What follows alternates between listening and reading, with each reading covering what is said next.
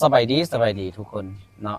เอาตอนเที่ยงของมื้อนี้แบกเองพร้อมด้วยน้องเดือนเนาะสิพากันมากินส้มกินส้มตำหรือตำส้มเนาะแล้วกับลูกสาวล่าฟ้าลูกเสื้อขี้มุกไหมเสื้อขี้มุกกับลูกสาวล่าเนาะมื้อนี้ก็เป็นวันศุกร์แล้วเด้นี่กะอากาศอยู่ที่หลวงพระบางนี่ก็บ่ได้ร้อนเนาะมันตะเว้นนี่ก็เทื่อออกเทื่อบ่ออกอยู่เนาะมันแบบ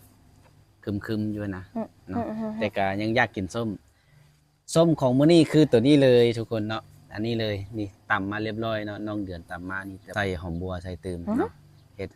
แบบแนวแปลกแหวกใหม่น้องบ้างไม่เป็น เนาะอันนี้ก็คือตำ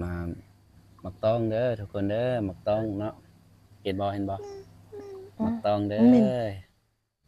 แซ่บๆกันเลยเนาะมาเดี๋ยวคนเลยเดี๋ยวสิขออนุญาตกินก้อนน้องเดือนเนาะแล้วก็น้องสาวละลูกสาวล่าลูกสาวกลางกับลูกชายกกนี่กำลังไปเก็บปูอยู่เก็บหอยอยู่ทงนาอยู่ข้างบ้านเนาะอยู่หลังบ้านมาบ่เว้าซ่ากันเพราะว่ายากแห้งแล้วมากินเลยกินเลย พอกินสมว่าไอพอกิน โอ้ ส ย ม ก่อนจะกินกับน้ำลายเหื่อยแท้ว่าเนาะผมได้บรรยากาศดีๆอยู่กล้องต้นหยังอันนี้ หมักลำไย กองต้นหมักลำไยเนาะอยู่ เนาะ กองต้นหมักลำไยเด้อเอาเด้อกินเลย แต่ว่าเจ๊ไหนก็ย่าเนาะมื้อนี้มีกิน2คนแต่บ่ฮู้ว่าผู้ใดสิได้กินหลายกินน้อยเนาะเอาเด้อแต่ว่าเจ๊น้อยยังค่อยกินอันข้าวเนาะกินข้าวบ่ฮู้ว่าสิกินกับหยังโอ้ว้าวหลายกินเลย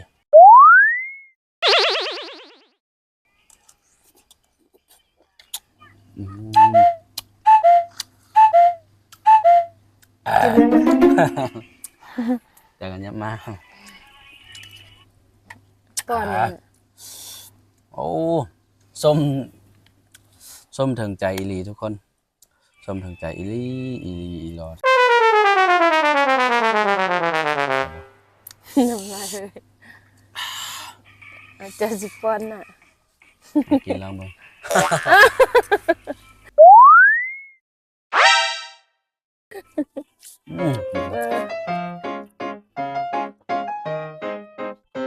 ได้ปะคักหลายเบิ่งบักเลยหลาย จะกินบ่โน่ บักเลยหลายเลยกินอะไรเมื่อบ่นี่นะ จังเกิน อันนี้พอดีเพราะว่าเขาใส่น้ำตาล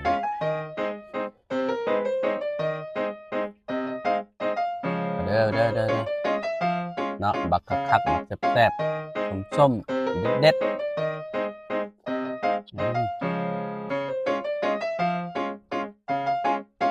บวมเอามาแต่ รู้อะไร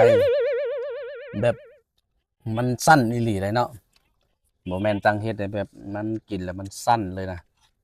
เพราะว่าความส้มความแซ่บของมันต้องเดี๋ยวสิกินแกนมันลองเบิ่งกินแกนมันลองเบิ่งเป็นจังได๋ นะเพอตีเทน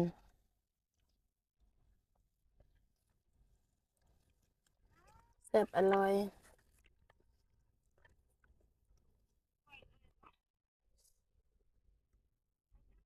ผสมกัน เหมือนเด้อลูกสาวกินบ่เนาะนี่เนาะ กินบ่น้ำมันให้อัน บ่กินเนาะเบิ่งเดี๋ยวพ่อกินเด้อล่ะเด้อ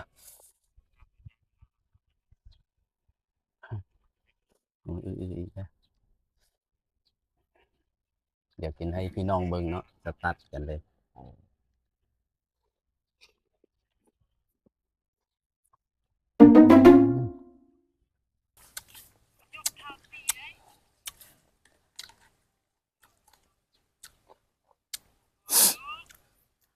มื้อนี้น้องเดือนเนาะไปเฮ็ดเวียกมาแล้วก็เอาส้มมาต้อนส้มมักตองมาต้อนกันพากันตามกิน ตอนนี้ก็12 โมงเลยเด้เนาะแต่ยังบ่ได้กินข้าวเทื่อแต่อยากเอาส้มมาฝากมาต้อนพี่ๆน้องๆสักก่อนเนาะนี่แล้วค่อยพากันไปเฮ็ดของกิน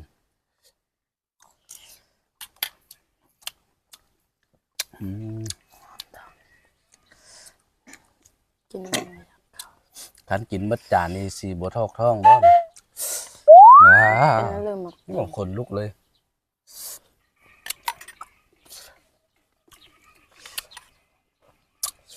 ขึ้นเลยกันนะ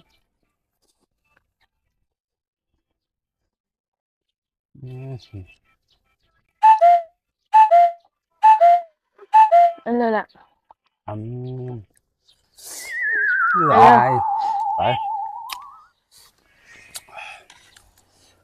คือว่าเผ็ดอันส้มเอาแท้ว่าใช่ปะ yes อืม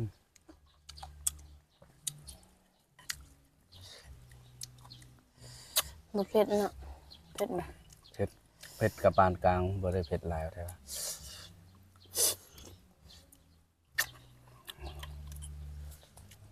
เจ้าบุส้มป่ะเป็นอะไรวะบุส้มทำนี้ยังบุส้มอ่า ไปส้มก็เลยหมักตอง บอกเขาสิหันซ้ำหมักต้องแล้วบุส้มกับมันหยาบย้อมเลย หมักนาวส้มหมักตองมัน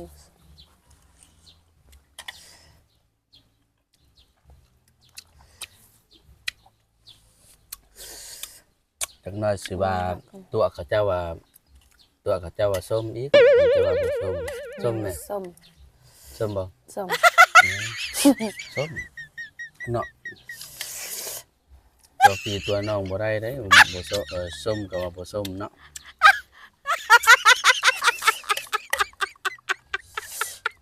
ก็แบบเอายางที่ใส่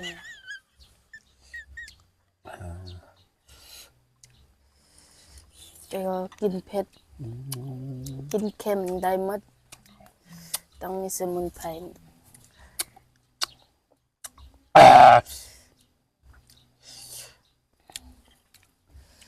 กดลุก แกนกลืนมือกลืนได้ปะทางคอปะ มื้อนี้นี่ลูกสาวล่า คัน ลูกสาวล่าบ่สนเลยมันเฮ็ดนี่มันนี่กินมะนาวสุดนั้นเนาะทุกคนเนาะไผคณะไผได้เห็นนั้น เอาละ ซิงกันกินญาติกันกินอยู่น้ำดื่มมันนี่น้ำดื่มน่ะล่ะ แกนมักต้องเด้อ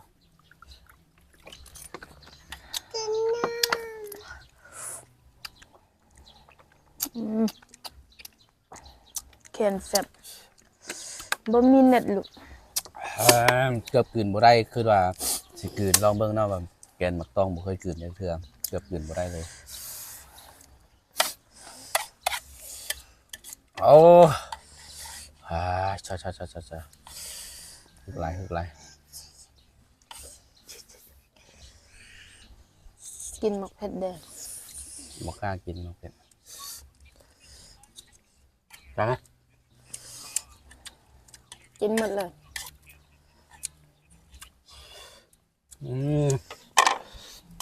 โอ้ส้มหลายทุกคน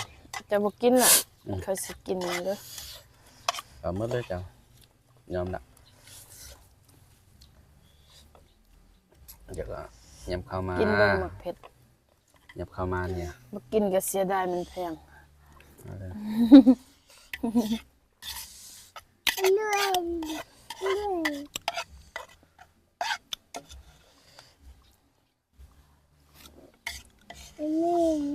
บ่ค่าได้ล้างเลยช่วยเสียบอะไร พูดมันเลยเนาะคักหลายมันเนาะเดี๋ยวขอบใจเพิ่นได้ไหมที่ว่าเขาเจ้าเบิ่งเพิ่นเบิ่งอาจจะกับว่าอยู่ในกล้องหั่นเลยลองแบบ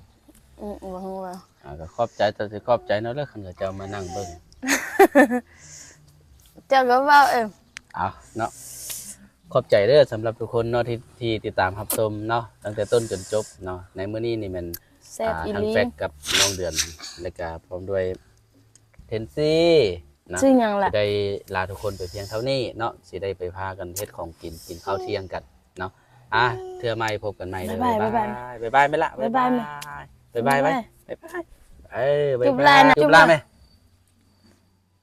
บ๊ายบาย ไหมน่าฮักใช่ป่ะไป เป็นบ่ทัน ไป จุ กัน บ เด้ เลย อ